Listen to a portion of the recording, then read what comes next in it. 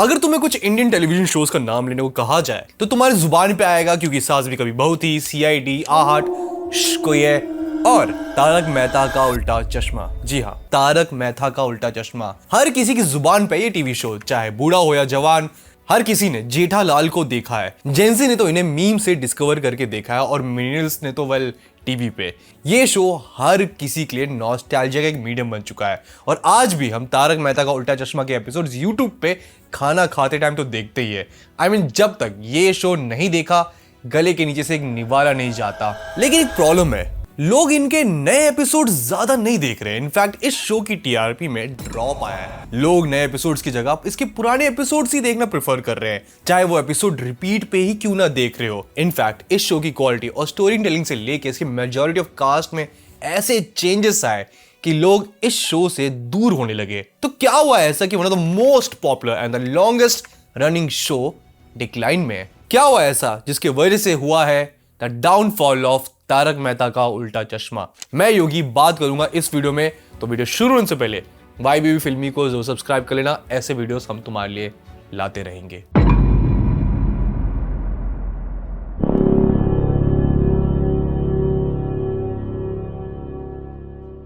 Early 2000s में Indian television का माहौल अलग ही चल रहा था। टीवी पे उस वक्त सिर्फ सास बहू टाइप के डेली सोप्स पॉपुलर थे, जैसे कि क्योंकि सास भी कभी बहू थी, कहानी घर घर की, कसौटी जिंदगी की। ये शोज टीआरपी में टॉप पे थे। इसमें संस्कारी बहू, एक खड़ूस सास, रिश्तेदारों के नाम पे गुंडे, कंट्रोवर्सीज और खूब सारा मेलोड्रामा का तड़का होता था। फिर उस वक्त क्राइम और हॉरर जॉनरा ने एंट्री ली, जैसे कि सीआईडी, क्राइम पेट्रोल, आहट, कोई है, जिसमें कुछ सस्पेंस और थ्रिल का माहौल था, जिसने ऑडियंस को एक नया जॉनरा दिया एंजॉय करने के लिए।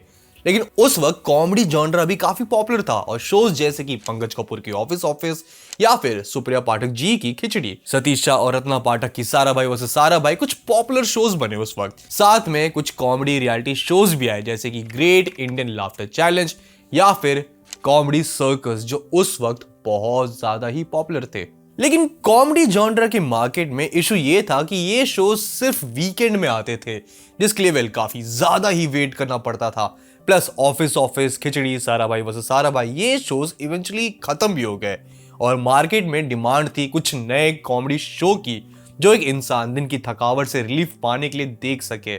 और इस डिमांड को पूरा करने के लिए आया 2008 में तारक मेहता का उल्टा चश्मा। लेकिन ये शो अचानक से नहीं आया। इनफैक्ट इस शो को टीवी तक लाने के लिए काफी ज्यादा स्ट्रगल था, जिसके लिए काफी पापड़ बेलने पड़े। बट फाइनली इंडिया का मोस्ट पॉपुलर शो टीवी पे आ गया, जिसका क्रेडिट जाता है आसित मोदी को।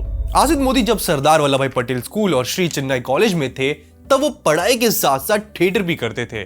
उन्होंने अपने टेलीविजन करियर से पहले गुजराती प्लेज में एज अ लाइट डिजाइनर काम किया। उसके बाद वो गुजराती सीरीज में एज क्रिएटिव डिपार्टमेंट और प्रोडक्शन मैनेजर का काम करने लगे। कुछ सीरियल्स के लिए उन्होंने एज एन एडी भी काम किया और काफी सारे शोज, इवन मूवीज में वो नजर भी आए, जैसे कि शाहरुख खान की अनफिनिश्ड फिल्म ये लम्हे जुदाई के, जिसका बाय द वे हमने रोस्ट किया है।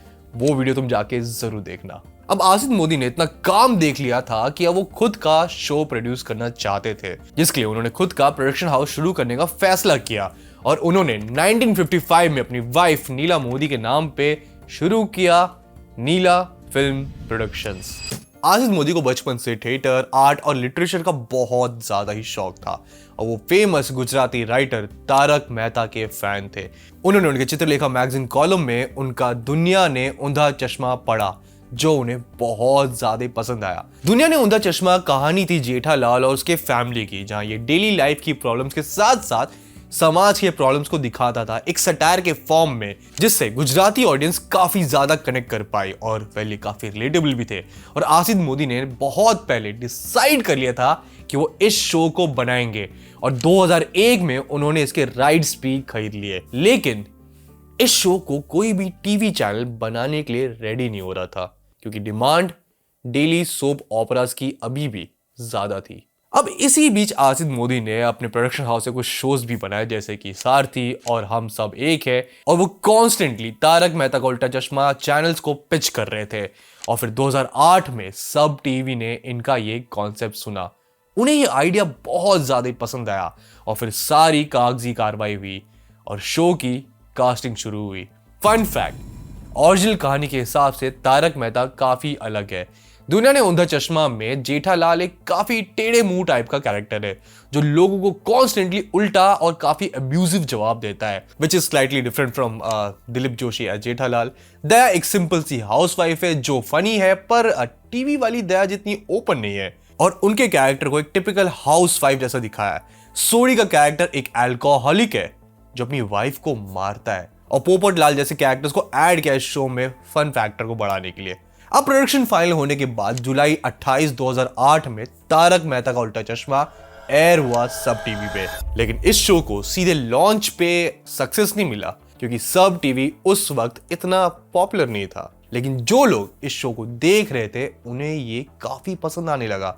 ये शो अपनी सिंप्लिसिटी, मिडिल क्लास की स्टोरी और रियल लाइफ के इंसिडेंट्स को दिखा के काफी रिलेटेबल बनता जा रहा था।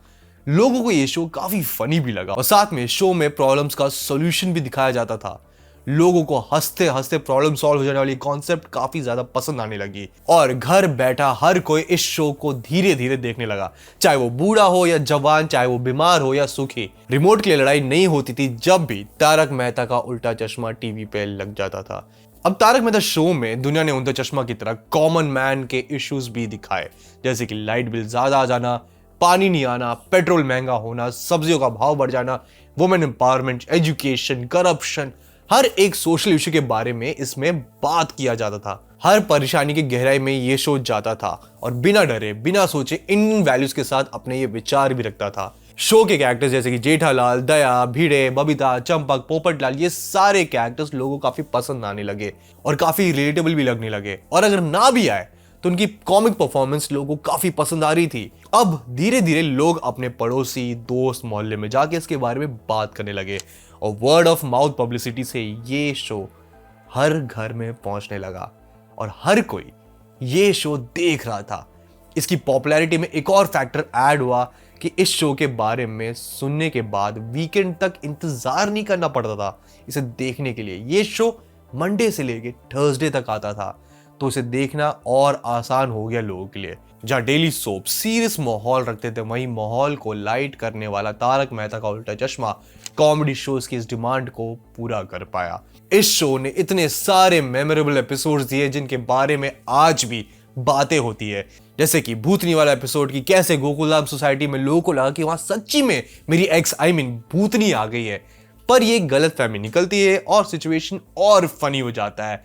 या फिर भिड़े की नकली मूंछ वाला एपिसोड जो हम कभी भी रिपीट पर देख सकते हैं, या फिर भिड़े के मुंह में सीटी फंसने वाला एपिसोड जो बहुत ज्यादा ही फनी है।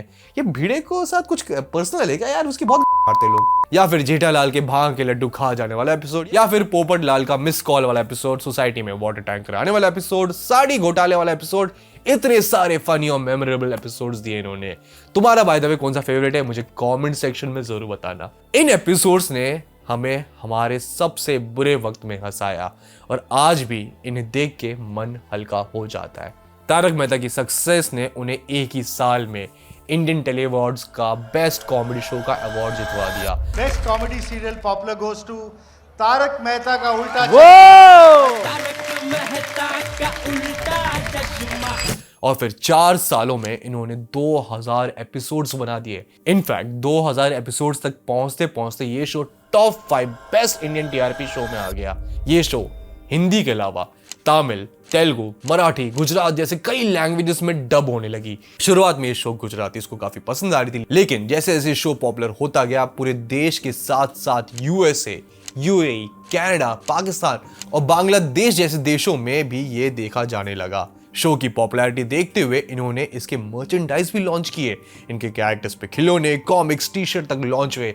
इवन बच्चों के लिए एक एनिमेटेड शो भी बनाया गया, इसके एप्स भी बने, गेम्स भी आए, और इन्होंने कंटिन्यूसली अपनी इंटेलेक्चुअल प्रॉपर्टी एंड अपनी ब्रांड को इवॉल्व भी किया।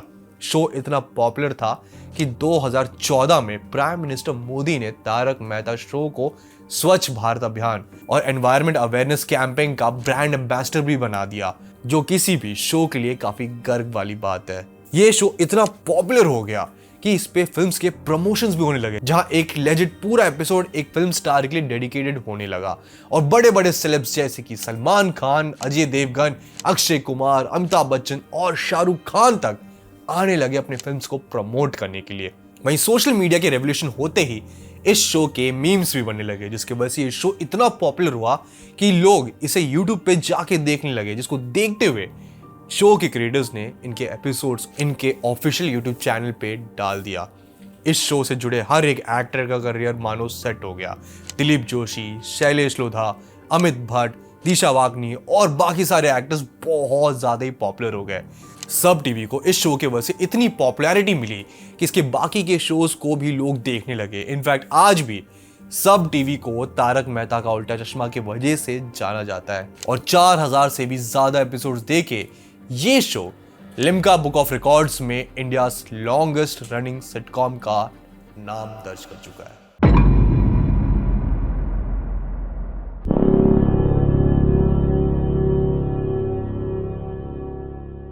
एक कहावत है, all that goes up must come down, और तारक मेहता का उल्टा चश्मा जितनी टीआरपी की रेस में ऊपर गया वैसे ही नीचे आने लगा।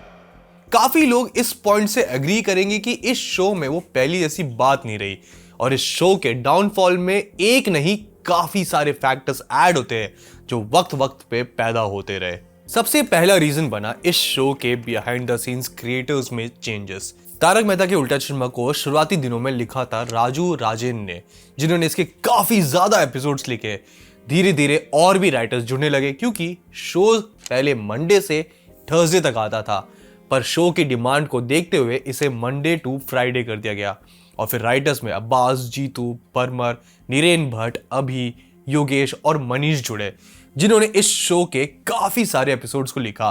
फन फैक्ट, नीरेन भट्ट वही राइटर है जिन्होंने फिल्म्स जैसे कि स्त्री 2 और भेड़िया लिखी। शो को पहले धीरज डायरेक्ट करते थे, पर उनके जाते ही आए अभिषेक शर्मा, फिर आए मलब रजदा, जिन्होंने 16 साल तक इस शो को डायरेक्ट किया, लेकिन उन्होंने भी इस शो को छोड़ दिया, जिसका रीजन बताया गया कि उन्हें अब इस शो को डायरेक्ट करने में वो पहले ऐसा मजा नहीं आता और अब हर्षद जोशी इस शो को डायरेक्ट करते हैं। अब ऐसा नहीं है कि मार्केट में राइटर्स और डायरेक्टर्स की कमी है, लेकिन कॉमेडी को लिखना ट्रेजेडी से भी ज्यादा मुश्किल माना जाता है और अब राइटर्स और डायरेक्टर्स को लिमिटेड टाइम में एपिसोड्स बनाना पड़ता है, पोस्ट प्रोडक्शन पूरा करके भेजना पड़ता है, जिसके चक्कर में काम में रश होने लगा।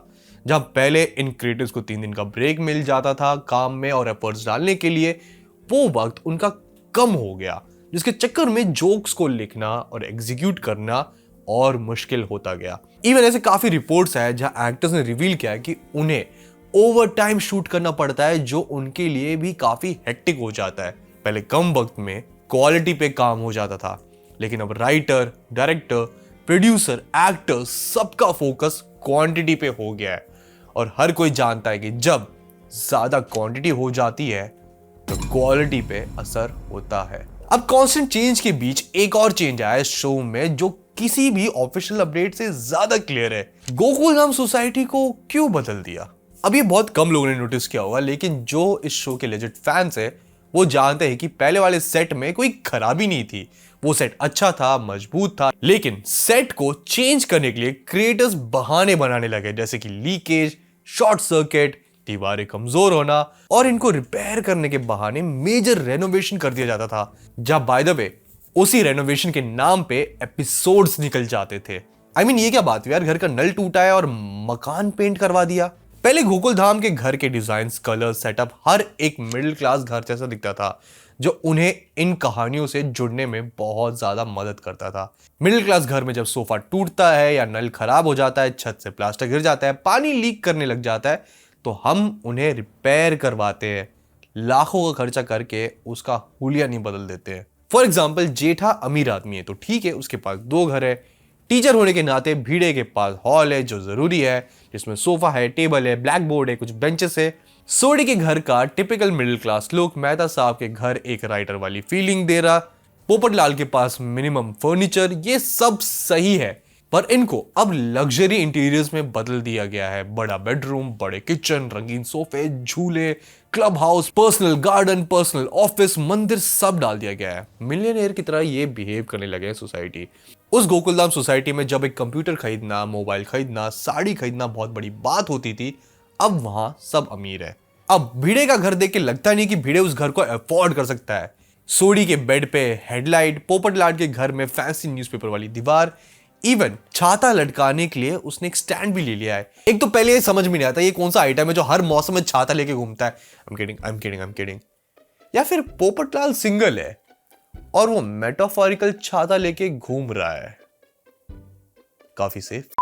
अब सब जानते हैं कि ट्रेजेडी में कॉमेडी है, घर के रिपेयर्स, घर के छोटे छोटे फ्लॉज काफी रिलेटेबल और फनी हो जाते हैं। लेकिन अब इस ट्रेजेडी को हटा के इन्होंने अपने कॉमेडी को लिमिट कर दिया है। गोकुल धाम का जब से लुक बदला है, पूरे शो का एसेंस कहीं खो सा गया है। मिडिल क्लास कनेक्शन इसमें गायब सा हो गया है। लोगों का तो ये तो कहना है कि बस 2 और रेनोवेशन और यहां अंबानी का एंटीला बनी जाएगा। अब इसके बाद एक और मेजर चेंज आया कि पहले एक स्टोरी मैक्सिमम 4 से 5 एपिसोड तक चलता था, जो स्टोरी को टाइट रखने में और मजेदार रखने में काफी काम आता था।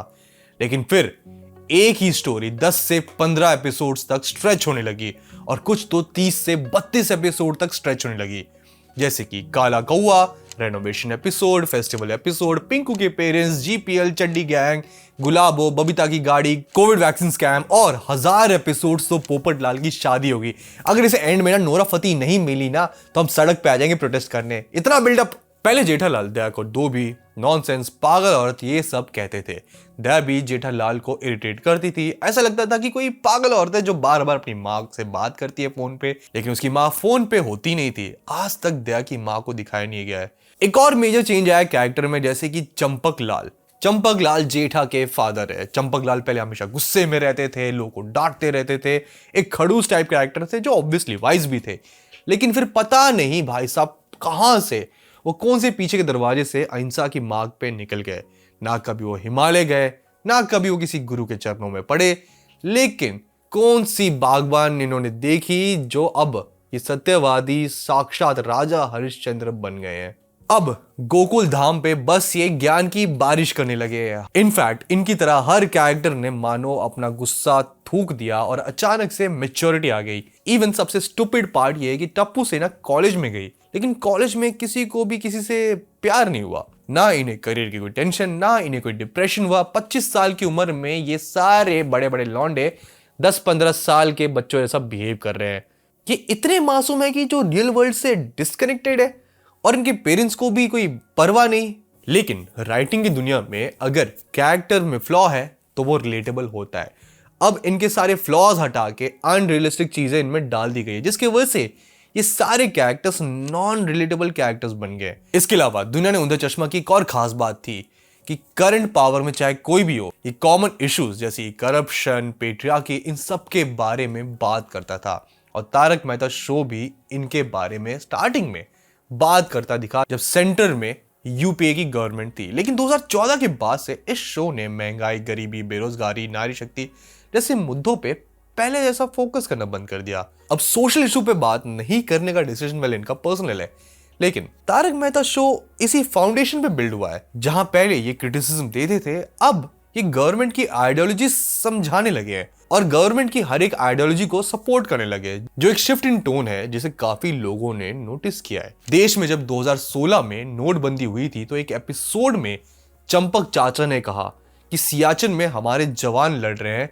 तुम सब एक बैंक की लाइन में खड़े नहीं हो सकते। जब इलेक्शंस हुए तो एक्टर्स ने रोड शो किया, गवर्नमेंट की पॉलिसीज को ये प्रमोट करते दिखे, जो पहले कभी देखा नहीं गया इस शो में, which was really odd. Even times of India की एक रिपोर्ट में बताया गया कि पीएम नरेंद्र मोदी और आशित मोदी गुजरात के वडनगर से आते हैं। मोदी जी जब आशित मोदी को बेटा करके बुलाते हैं तो आशित मोदी इमोशनल हो जाते हैं। इवन शो में कई बार कच्छ, अहमदाबाद, गुजरात के टूरिज्म को भी रिप्रेजेंट किया गया है। ये शो अगर चाहता तो पहले की तरह सोशल टॉपिक पे बात कर सकता था, लेकिन अब तारक मेहता के उल्टा चश्मा को सही मायने में इंडियन सोसाइटी से कोई फर्क नहीं पड़ता। तब सवाल जवाब होता था, लेकिन आज सिचुएशन वैसी नहीं है।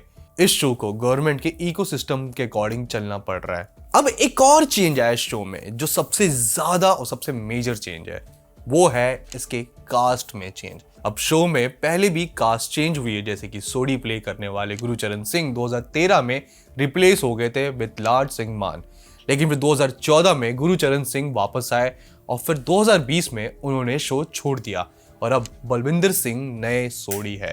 2018 में टप्पू का कैरेक्टर प्ले करने वाले भव्या गांधी को अपने कैरेक्टर में लिमिटेड स्कोप नजर आने लगा।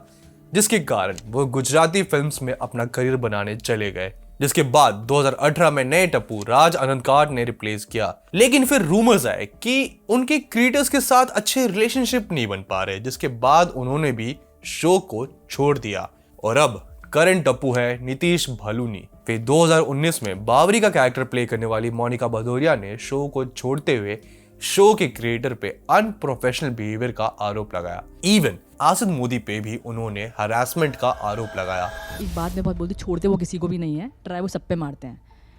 बहुत जेन्युइन बंदे नहीं है वो, उनका तो अब सामने चीज़ें आ रही हैं उनकी, या आप जो आर्टिस्ट अभी काम कर रहे हैं वो अभी नहीं बोलेंगे। अंजलि मेहता का कैरेक्टर प्ले करने वाली एक्ट्रेस नेहा मेहता ने भी 2020 में शो को छोड़ दिया। रीजन बताया गया टॉक्सिक वर्क एनवायरनमेंट और toxic behaviour of the creators. फिर सबसे शॉकिंग था तारक मेहता का ही रोल प्ले करने वाले एक्टर शैलेश लोधा का एग्जिट 2022 में, जहां उन्होंने शो छोड़ा और साथ में आरोप भी लगाया कि उन्हें उनके पैसे नहीं दिए गए। और उन्होंने बताया कि शो के डायरेक्टर से वो नाराज थे, उनके कैरेक्टर को स्क्रीन टाइम ज्यादा दिया नहीं जा रहा था, साथ में जिस तरीके से काम हो रहा था जहां कभी भी कोई भी शेड्यूल नहीं था, इवन उन्हें बाहर प्रोजेक्ट्स लेने के लिए भी मनाही थी, जिसके बाद उनकी क्रिएटिव टीम से काफी ज्यादा अनबन हो गई। उन्होंने पैसे नहीं देने पे शो के प्रोड्यूसर आसिद मोदी पे केस भी किया, जहां वर्डिक्ट शैलेश लोधा के फेवर में आया। अब इन्हें रिप्लेस कर दिया गया है विद सचिन श्रॉफ। 2023 में रोशन का रोल प्ले करने वाली जेनिफर मिस्त्री ने भी शो छोड़ दिया क्योंकि उन्होंने आरोप लगाया कि प्रोड्यूसर्स और कुछ एडी ने उन्हें मेंटली टॉर्चर किया है, उनके पैसे रोक दिए और उन्होंने आसिद मोदी पे वर्बल अब्यूज और सेक्सुअल हरासमेंट का भी आरोप लगाया, जिसके बाद जेनिफर ने शो छोड़ दिया। वहीं 2021 में नट्टू काका के कैरेक्टर प्ले करने वाले घनश्याम नायक जी की डेथ हो गई, जिन्हें रिप्लेस किया गया विद किरण भट्ट। डॉक्टर हाथी के कैरेक्टर प्ले करते थे पहले निर्मल सोनी, लेकिन उनके शेड्यूल में कॉन्फ्लिक्ट्स है, जिसके वजह से उन्हें रिप्लेस कर दिया गया विद कवि कुमार आजाद।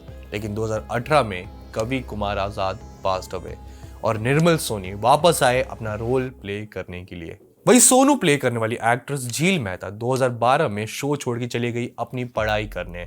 फिर उन्हें रिप्लेस किया निधि भानुशाली ने, जिन्होंने 2019 में अपनी पढ़ाई पे फोकस करने के लिए शो छोड़ दिया और अब पलक सिद्धवानी नई सोनू है। बाय द वे, झील मेहता एके ओरिजिनल सोनू की रिसेंटली शादी हो गई। मैं तो नहीं सहता टप्पू। सबसे शॉकिंग पार्ट था जब 2015 में दया यानी दिशा वकानी की शादी हुई, तब उन्होंने एक छोटा सा ब्रेक लेके शो में वापस कम बैक किया। लेकिन 2017 में प्रेगनेंसी की वजह से उन्होंने फिर से ब्रेक ले लिया और उनकी पहली डॉटर के बर्थ के बाद वो कम बैक करने वाली थी, लेकिन वो कभी शो पे आई नहीं। 2022 में उनके बेटे के जन्म के बाद कहा जाने लगा कि वो पेरेंटहुड की जिम्मेदारी पे ज्यादा फोकस्ड है।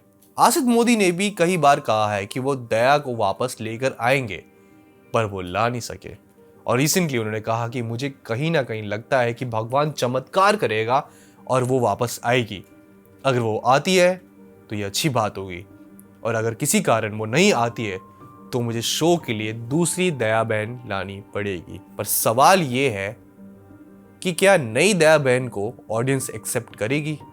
जब बावरी के कैरेक्टर प्ले करने वाली एक्ट्रेस मोनिका भदौरिया से दिशा वकानी के वापस नहीं आने के बारे में पूछा गया तो उन्होंने कहा कि कुछ तो होगा ना, कि इतने पैसे ऑफर होने के बाद भी वो वापस नहीं आ रही, उन्हें कोई चीज बुरी तो जरूर लगी होगी।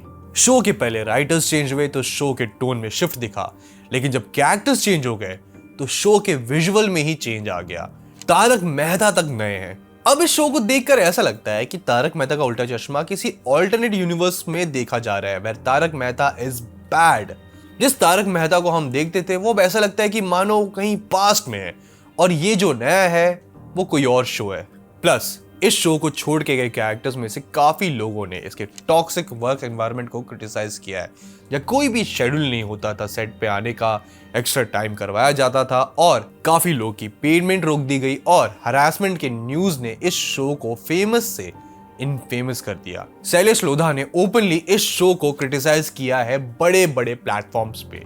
मोनिका भदौरिया ने कहा था कि उनकी मदर जब कैंसर के लिए एडमिट हुई थी तब उन्हें जबरदस्ती सेट पे बुला के सिर्फ बैठा के रखा जाता था, और उनकी मदर के डेथ के बाद भी उन्हें जबरदस्ती वहां बुलाया गया शूट के लिए। इन कंट्रोवर्सीज ने काफी लोगों का शो के तरफ ओपिनियन बदल के रख दिया।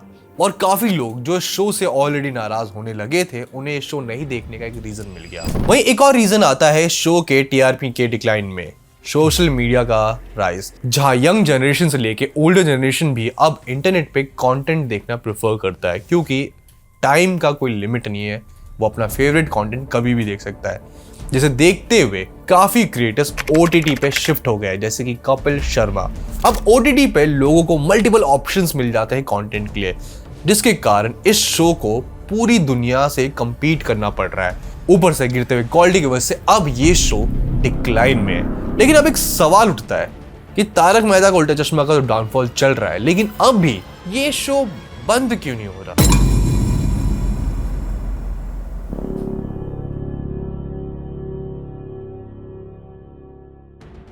अब हर शो का मेन मोटिव होता है मनी, क्योंकि उसके बिना शो का सरवाइव करना इम्पॉसिबल है। और इस शो का one of the main reason है अभी तक एयर होने का, वो है पैसा और इससे कई सारी जुड़ी बातें।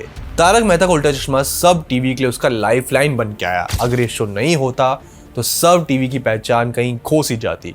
सब टीवी जाना जाता है इसी शो के वजह से, और इस शो को मिले टीआरपी के वजह से मिलते हैं लगातार ब्रांड्स एंड स्पॉन्सर्स जो एक टीवी ब्रेक पे प्ले होता है। अगर तारक मेहता बंद हो गया तो ये स्पॉन्सर्स हाथ से चले जाएंगे, साथ में बाकी शोज को भी अच्छे जो पैसे मिल रहे थे वो भी मिलने बंद हो जाएंगे। जहां फिलहाल इस शो के काफी ब्रांड्स के साथ लॉन्ग टर्म्स डील होंगे, और अगर शो बंद हुआ तो ये सोर्स ऑफ इनकम बंद हो जाएगा। दूसरा थ्योरी ये है कि शो की पहली जैसी ऑडियंस नहीं रही।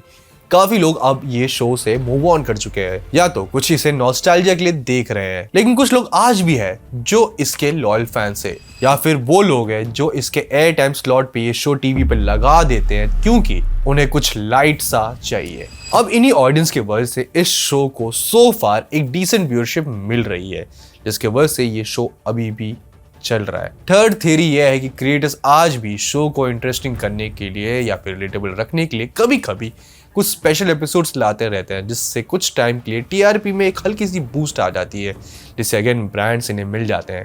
आज भी सेलिब्रिटीज को लाने की काफ़ी कोशिश करते हैं अपने शो में, लेकिन अब सेलेब्स इंटरनेट पे अपनी मूवीज प्रमोट करना ज़्यादा प्रेफर कर रहे हैं। अब जैसे जैसे करके ये शो चल रहा है, और अब क्रिएटर्स इसी थोड़े डिसेंट फायदे में इस शो को 5000 एपिसोड्स तक खींच के इसे रिकॉर्ड बुक में अमर करके इस शो को और आइकॉनिक घोषित कर ले, जो शायद इनके फेवर में काम कर जाएगा। वहीं फोर्थ थ्योरी ये है कि दिलीप जोशी का इन्वॉल्वमेंट। शो के काफी मेजर कैरेक्टर्स जा चुके हैं, लेकिन शो आज भी अगर किसी नाम पे चल रहा है तो वो है दिलीप जोशी। अब जब तक दिलीप जोशी है, तारक मेहता शो जिंदा है, और तब तक रेवेन्यू का एक मेन सोर्स है। अब इससे प्रोड्यूसर्स का फायदा है और दिलीप जोशी जी को भी है। दिलीप जोशी जी को एम्प्लॉयमेंट और एक स्टेबल इनकम मिल रहा है इस इकोनॉमी में, और इसी वजह से शो चल रहा है। जिस दिन दिलीप जोशी जी शो को छोड़ने के बारे में सोचेंगे, उसी दिन ये शो बंद हो जाएगा। लेकिन तब तक the show must go on. Despite all the controversy, Taarak Mehta Ka Ooltah चश्मा हर एक आदमी की लाइफ का पार्ट बन चुका है। इंडियन टेलीविजन के इतिहास में शायद ही कोई ऐसा शो होगा जिसे हर उम्र के लोगों ने पसंद किया है। शो की सिंप्लिसिटी, एक मिडिल क्लास आदमी के बारे में बात करना, हर किसी की प्रॉब्लम्स को हंसते हंसते सॉल्व कर देना, सोशल इश्यूज पे बात करना, ये सारी क्वालिटीज लोगों को इसके हमेशा याद रहेंगे। इस शो ने कई सारे अवार्ड्स जीते, 4000 के भी ऊपर एपिसोड्स दिए, और सबसे इंपॉर्टेंट पार्ट ये है कि इसने हमें हंसाया। लेकिन इसके डाउनफॉल का रीजन भी इसका सक्सेस बना, जहां इसके सक्सेस के वजह से इस शो को एक दिन और एक्सटेंड कर दिया गया। इसके सक्सेस के वजह से क्रिएटर्स को पुश किया गया जल्दी जल्दी काम करके डिलीवर करने के लिए। इसके सक्सेस के वजह से शायद एक डिसऑर्गेनाइज्ड माहौल बना जहां हर कोई खुश नहीं था। इसके सक्सेस के वजह से शायद से इस शो का डाउनफॉल आया, और शायद कुछ वक्त बाद ये शो खत्म भी हो जाए। लेकिन कुछ सालों में शो की क्वालिटी गिरने की वजह से काफ़ी लोगों का भरोसा टूट गया है शो से, और उनके दिल में इस शो के लिए एक नेगेटिव इमेज बन गई है। और अगर क्वालिटी नहीं सुधरी या शो जल्दी बंद नहीं हुआ तो इस शो की लेगेसी खराब हो सकती है, क्योंकि a bad ending can रूइन any show. इसका सबसे बड़ा एग्जाम्पल है गेम ऑफ थ्रोन्स। बाकी तुम्हारा क्या ख्याल है? तुम्हें क्या लगता है कि तारक मेहता का उल्टा चश्मा का क्या सही में डाउनफॉल आया है? क्या तुम मेरे पॉइंट से एग्री करते हो? वेल, मुझे कमेंट सेक्शन में ज़रूर बताना। और तुम्हारा कौन सा फेवरेट एपिसोड है तारक मेहता का, वेल वो भी मुझे कमेंट सेक्शन में ज़रूर बताना। तुम्हें अगर ये वीडियो पसंद आई है तो वीडियो को लाइक करना बिल्कुल मत भूलना, साथ में अपना ओपिनियन तुम कमेंट सेक्शन में छोड़ सकते हो। अगर तुम चैनल पे नए हो तो चैनल को सब्सक्राइब करना बिल्कुल मत भूलना। अगर तारक मेहता का उल्टा चश्मा नहीं होता तो सब टीवी का डाउनफॉल आ सकता था, लेकिन ये चैनल आज सर्वाइव कर रहा है। लेकिन एक ऐसा चैनल है जो अपना डाउनफॉल सर्वाइव नहीं कर पाया और ये चैनल बंद हो गया, विच इज़ NDTV इमेजिन, जिस पे हमने ये वीडियो बनाई है और तुम ये वीडियो जाके ज़रूर देखना। बाकी मिलते हैं अगली वीडियो में। Okay, bye.